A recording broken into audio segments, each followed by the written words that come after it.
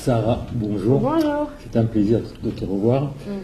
Bon, une chose, en ce moment, il y a des gens qui ont beaucoup d'angoisse. L'angoisse, c'est quelque chose qui est au fond de soi, c'est conscient, inconscient. Explique-moi un peu, c'est quoi exactement l'angoisse? Alors en fait, une angoisse, pour comprendre une angoisse, il faudrait comprendre d'abord ce que c'est une peur. Une peur, c'est par exemple, je suis ici, tout d'un coup je vois un incendie, je vois du feu. Mon cerveau analyse le danger et me prévient qu'il faut que je parte. Donc en fait, une peur, c'est quelque chose de très sain qui peut qui est en nous et qui nous aide à survivre. Sans cette analyse, je pourrais rester dans l'appartement et flamber. La différence avec une angoisse, c'est que mon cerveau me dit que je suis en danger, mais je ne suis pas en danger. Réellement, il n'y a aucun objet qui me dit que je suis en danger. Moi, je le pense, je le ressens à l'intérieur de moi. Donc c'est-à-dire en fait, j'ai exactement les mêmes symptômes que la peur. Mon cœur bat, je respire très fort, je me sens pas bien, je transpire, mais il n'y a aucun danger. Il n'y a aucune raison. Il n'y a aucune raison. Et donc c'est très frustrant pour une personne parce qu'elle en parle à son entourage, personne ne la comprend, elle dit qu'elle va pas bien, qu'elle se sent pas bien, qu'elle se sent en danger. Personne ne comprend ça. Et c'est les symptômes de la dépression en fait. C'est pas les symptômes de la dépression, c'est les symptômes de la peur. C'est exactement les symptômes de la peur. Tout simplement. Voilà, exactement. Donc c'est la différence entre l'angoisse qui est fictive, c'est imaginatif, oui. Et la peur qui est réelle. Qui est réelle. Tout à fait. Donc les gens, ils sont en film. Exactement. Mais c'est pas facile parce qu'ils ne le font pas exprès. C'est au niveau de leur inconscient. C'est clair, c'est clair. Et c'est très compliqué pour eux de s'en sortir parce que personne ne les comprend autour d'eux. Donc en fait, c'est quoi le process pour essayer de s'enlever cette angoisse qui n'existe pas en fait, qui n'existe que dans leur imagination en fait? Alors déjà, il y a quelque chose de très important, c'est que beaucoup de personnes leur disent à ces gens-là, beaucoup de personnes dans leur entourage leur disent, il n'y a pas besoin d'avoir peur. C'est bon, n'aie pas peur, tout va bien, arrête de t'angoisser, tu te fais des films, tu te fais du mal pour rien, c'est pas une vie, ça ne sert à rien. Aucune personne n'a un jour guéri grâce à ce genre de phrase. C'est clair. Il y a plusieurs aujourd'hui, ce qu'il faut savoir, c'est que les personnes qui ont des angoisses ont l'impression, ils vivent dans leur monde, ils ont l'impression que ce qu'ils ont est totalement insoignable. Ça fait partie même de leur identité. Il y a des personnes qui ont peur de sortir de chez eux. Il y a des personnes qui sont dans la rue, ils peuvent avoir une crise d'angoisse, qui veulent tout de suite rentrer chez eux. Il y a des personnes qui ont toujours peur s'ils ont des enfants, qui arrive quelque chose à leurs enfants. Ils sont sans arrêt dans l'angoisse. Leur dire que ça ne sert à rien de s'angoisser, ça ne marche pas. Mais aussi, le problème, c'est que ce genre de personnes peuvent penser à long terme que ce qu'ils ont, ça fait partie d'eux et c'est totalement insoignable. Ce qu'il faut savoir, c'est que c'est eux qui se le sont introduits. Donc c'est une bonne nouvelle en fait, parce que ça ne vient pas de l'extérieur. Ça veut dire que c'est quelque chose, finalement, qui peut être guéri à l'intérieur d'eux. Donc il existe aujourd'hui vraiment de plus en plus de thérapies où la personne, elle peut guérir de ça. Alors, il y a aussi une thérapie médicale qui n'est pas vraiment une thérapie à long terme, il y a des personnes qui ont des angoisses et qui prennent des médicaments. Les médicaments les calment juste à court terme. Ils mettent le cerveau dans un état de relaxation. Donc la personne, tout d'un coup, ne ressent plus d'angoisse. Mais ça n'aide pas vraiment à long terme. En fait, il y a des gens qui se fixent, qui aient leur tranxène ou autre chose en main. Pour eux, c'est psychologique. S'ils l'ont en main, c'est comme s'il avait en bouche. Oui. Moi, un problème, voilà, j'ai l'assurance, en fait. Exactement. J'ai l'assurance.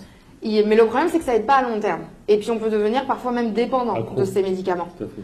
Parce qu'on a l'impression qu'en fait, on ne peut se sentir bien que par quelque chose qui est à l'extérieur. Or, rappelons que si j'ai cette angoisse, c'est parce que ça vient de l'intérieur. C'est pas vraiment quelque chose qui s'est passé à l'extérieur. C'est dû à plusieurs choses que je suis comme ça. C'est peut-être qu'il y a beaucoup de personnes, moi j'ai beaucoup de patients, ils sont comme ça parce que leurs parents étaient comme ça. J'ai beaucoup de personnes, il leur arrivait certaines choses et puis d'un coup ils sont devenus comme ça. Donc il existe des thérapies dont, par exemple, la méditation, l'imagination active, qui aident le patient à se mettre dans une situation totalement de relaxation et finalement apprendre à se rassurer. Le patient, il ne faut pas qu'il soit rassuré par l'extérieur, il faut qu'il soit rassuré par lui-même. Il y a des techniques aujourd'hui comportementales. Moi, j'aide à justement au patient qui se rassure. Il n'y a rien de mieux. Parce que le patient, c'est ce qu'il fait. En fait, il s'hypnotise tout seul. Quand il se dit des phrases négatives, il n'arrête pas de se dire toute la journée des phrases négatives. Si je sors dehors, je vais me sentir mal. Ça se trouve, mes enfants, il va leur arriver quelque chose quand ils sont à l'école. Et il est toute la journée en train de se dire des phrases négatives. Il s'hypnotise en fait. Il faut se faire de l'auto-hypnose dans le sens inverse. Exactement. Tout va bien, tout va bien, tout va bien. Alors ça peut paraître très naïf de dire tout va bien, tout va bien, tout va bien, mais c'est ce qui arrive. C'est-à-dire que quand on peut totalement se manipuler, mais les autres n'arrivent pas spécialement à nous manipuler, mais nous on peut se manipuler nous-mêmes.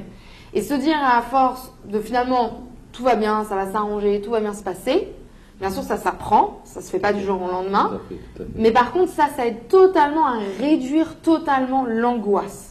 C'est-à-dire que la personne, en fait, c'est juste si elle y croit ou pas à son angoisse. Si elle n'y croit pas, si elle sort de cette croyance, parce que c'est une croyance l'angoisse. Je crois que si je sors dehors, il va m'arriver quelque chose. Si j'arrête d'y croire, non, je sors dehors, il va rien m'arriver. Et bien tout d'un coup, l'angoisse, en fait, elle pèse plus rien. Vu que c'est totalement quelque chose de fictif, c'est pas une vraie peur, il n'y a pas besoin d'avoir peur de sortir dehors. Donc c'est comme ça, on utilise différentes thérapies comportementales pour justement sortir de cette angoisse. Maintenant, si je crois que si je sors, je gagne au loto. Ah oui, alors ça c'est une bonne question, très bonne. Est-ce que je gagne au loto? Alors, je sais pas. Par contre, si tu crois, si tu sors, en tout cas ta vie elle sera meilleure. Tout à fait. C'est-à-dire que ça coûte rien, ça te paie rien d'y croire. Ça fait plaisir. Ça fait plaisir, t'es heureux comme ça, pourquoi pas. Je crois que si les gens jouent, au fond d'eux, ils ont tous cet espoir. Oui. Et c'est le moment où ils jouent et le moment où le jeu il sort, c'est le moment où ils sont bien, ils sont heureux. Si je gagne, je vais faire ça, ça et ça. Il y a quelque chose aussi, il y a une croyance face au jeu. C'est pareil dans l'autre sens. Oui, bien sûr. Optimiste ou pessimisme, c'est pareil. Mais c'est vrai que c'est le même process, mais c'est vrai que les personnes qui sont le plus heureux, on leur demande toujours c'est quoi, et c'est pas spécialement les personnes les plus riches au monde, c'est pas. Non, mais par contre, c'est les personnes qui se disent tout le temps des phrases positives à l'intérieur d'eux.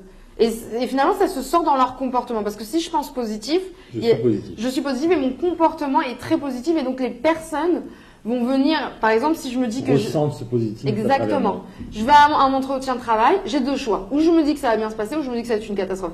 Si je me dis que ça va bien se passer, je vais arriver à mon entretien, je vais avoir le sourire, je vais être bien, je vais être confortable. La personne en face de moi va bien aimer, je vais lui donner une bonne énergie. Et j'ai beaucoup de chance d'être prise. Si je me dis que ça va pas bien se passer, parce qu'il y a beaucoup de gens, ils se disent ça va pas bien se passer parce qu'ils ont l'impression que s'ils se disent que ça va bien se passer, ils se portent malheur. Ouais. Il y a un œil là-dessus. On a peur de l'œil. Le problème, c'est que si je me dis que ça va pas bien se passer... On peut pas se prendre d'œil, en fait. Ouais, non.